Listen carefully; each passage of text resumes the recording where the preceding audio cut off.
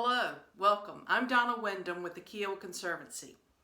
Today you're going to learn about the 2030 Strategic Plan, A Call to Conservation. Rich Warner, our chairman, will go into detail our plan for the future. It will conclude our goals, our strategies, our objectives, and I hope while you're listening you'll think of a way that you can become involved. Rich, I'm going to turn it over to you. Thank you and truly appreciate your time being with us today. Our purpose is really just to share with you some details of our just completed 2030 strategic plan.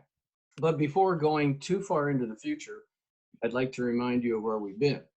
The Kiawah Conservancy, it was the brainchild of a few island residents as an effort to maintain the natural beauty and habitat of Kiawah Island.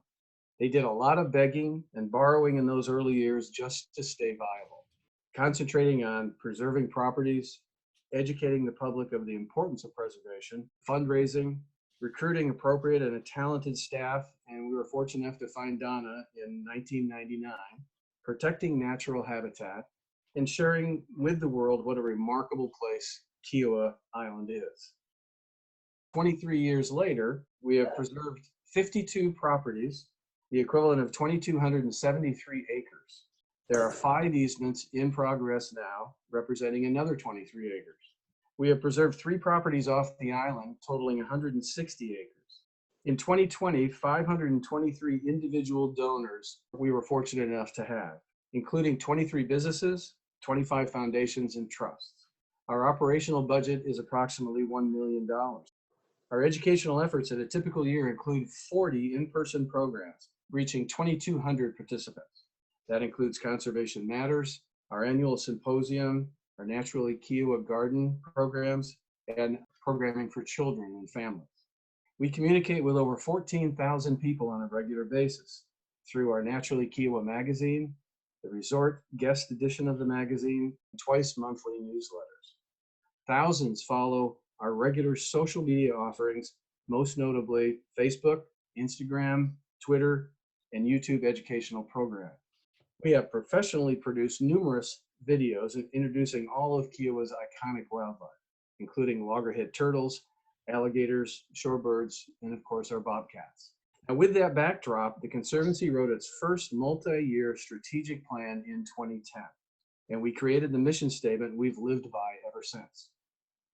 We provide the vision, leadership, and resources necessary to preserve and enhance Kiawah Island's unique balance of nature and development. We are an independent, research-driven, non-political, not-for-profit organization. Critical components of that mission statement are that we exist to preserve and enhance habitat. We recognize the rights of property owners to develop their land. And we are independent, we are research-driven, we are non-political. We hope the behavior fostered by that mission these last 10 years has supported and improved the collective Kiawah brand. The Conservancy has always felt strongly about growing and improving our habitat, keeping it strong and healthy. That concern led our Board of Trustees to begin creating in mid-2019 a new mission statement and our 2030 strategic plan. Both were adopted by the board in September of 2020.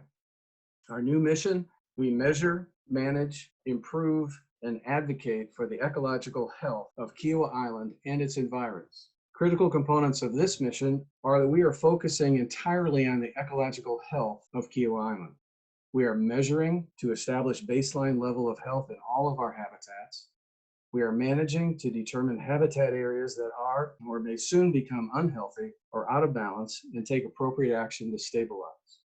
We are improving by creating or recreating the habitat to encourage growth of locally native plant life and the flourishing of natural animal populations. And we are advocating by taking public positions and issuing behavioral statements to address realities we evaluate as unhealthy to the general well-being of island habitat. Examples include the rodenticide issue in our bobcats, our ongoing groundwater and marsh vulnerability studies, and their implications moving forward. We are including the environs around Kiawah as we extend our sphere of interest and influence to the Kiawah River watershed. Perhaps the best way to understand the new mission of the Conservancy is simply to focus on how it has evolved from our previous mission.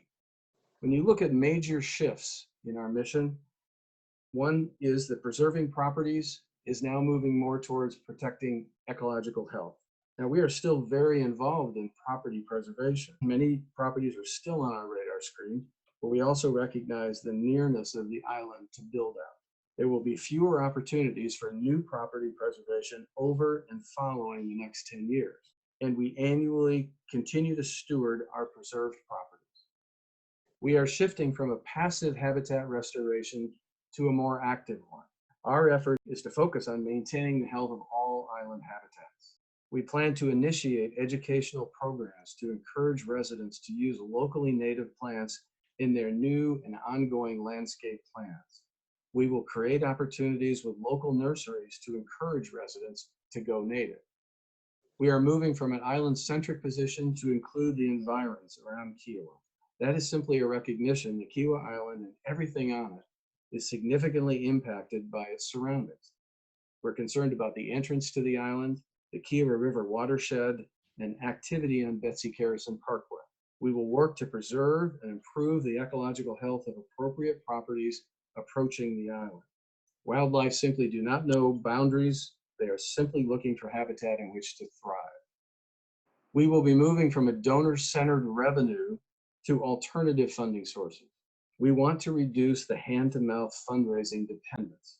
We want to continue to build our perpetuating endowment fund, and we wish to discover and implement more permanent funding sources. We will be moving from independent communication efforts to collaborative partnerships. Our primary intention here is simply to become better listeners. We will pursue how our goals and expectations meld with the goals and expectations of all island stakeholders, residents and entities alike. And we'll be moving from a non-political position to one of advocacy. We will regularly take public positions on issues affecting the ecological health of the island, advocating for the viability of that natural habitat. Our advocacy will be based on scientific fact and research, not conjecture. For example, our leadership was on display when we advocated for the land swap and preservation of property at the entrance to the island in 2017, and as we collaboratively advocate for our bobcat population currently. Now, to carry out this mission, we have created the following strategies to completely focus on over the next 10 years. In the preservation and stewardship area, we will continue to take a leadership role in preserving properties for conservation easements along the Kiawah River watershed. We will cultivate key relationships with property owners to preserve these habitats, continuing to work with the Johns Island Task Force, the Low Country Land Trust, and other conservation groups and individuals. Our focus will include the Stono River, both sides of the Kiawah River, along Betsy Carrison from the roundabout to River Road, and from the roundabout back to the first gate. In the restoration and enhancement area, we are going to enhance Kiawah Island with locally native plants. Scientific literature agrees that the healthiest habitats for wildlife are those dominated by locally native plant life. We will continue to identify and promote locally native plants that will improve ecological health, and we'll identify appropriate locations and conditions for best success, and of course then communicate that information to residents and stakeholders.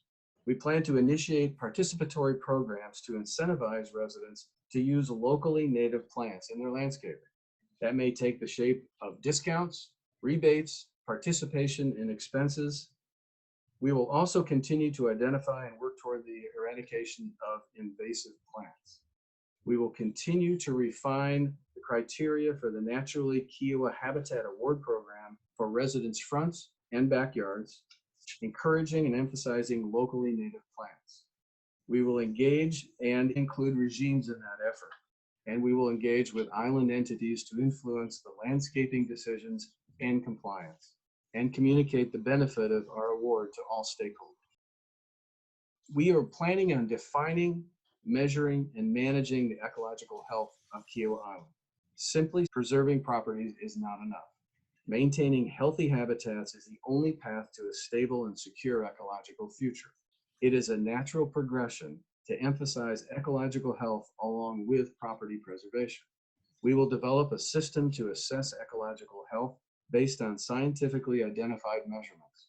We will work with scientists and researchers to establish specifications for healthy conditions over all habitat types: marshes, ponds, shrub thickets, dunes, and maritime forests.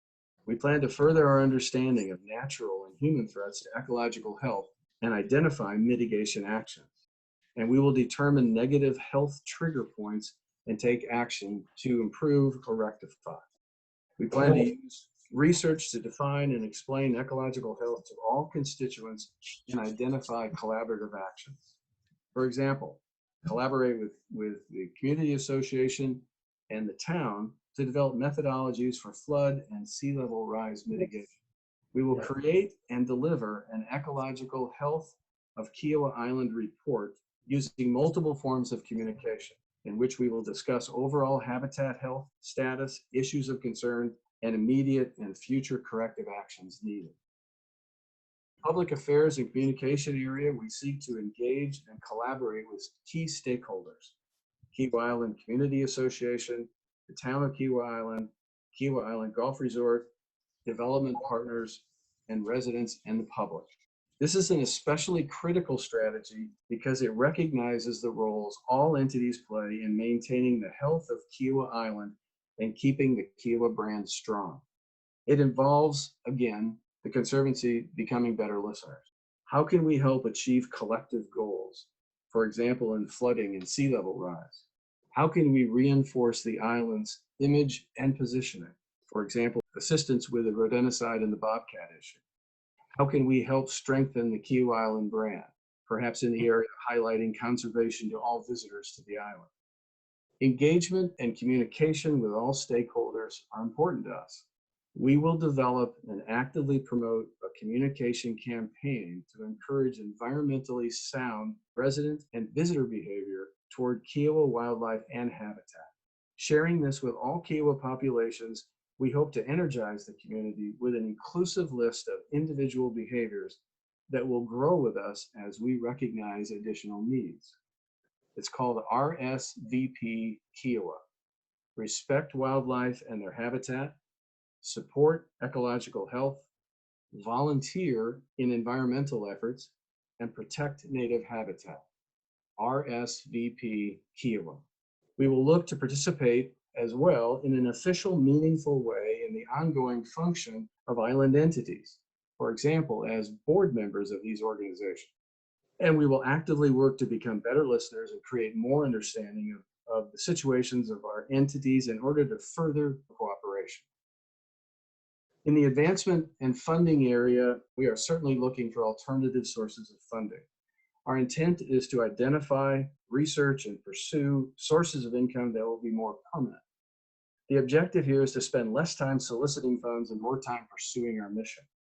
We certainly wish to increase the number of individual donors to the Conservancy, but we are also looking to complement those donors with other income sources. This may include, but is not limited to, a more robust overnight guest program through the Kiawah Island Resort, perhaps an environmental preservation fee, a fee on sales transactions, or a fee on new and rehab construction. We also want to dramatically grow our endowment fund, and we will continue to secure appropriate research grants. We expect at some point to engage a professional fundraising organization to help us think through and research these alternative funding sources and conduct a feasibility study.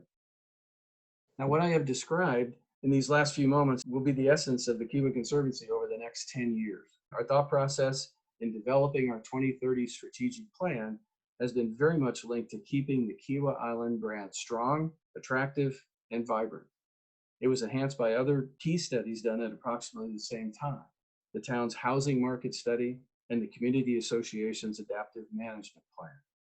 A critical reason we all know why people visit and buy on Kiawah Island has always been the beauty of its natural habitat. We intend to keep that natural habitat healthy.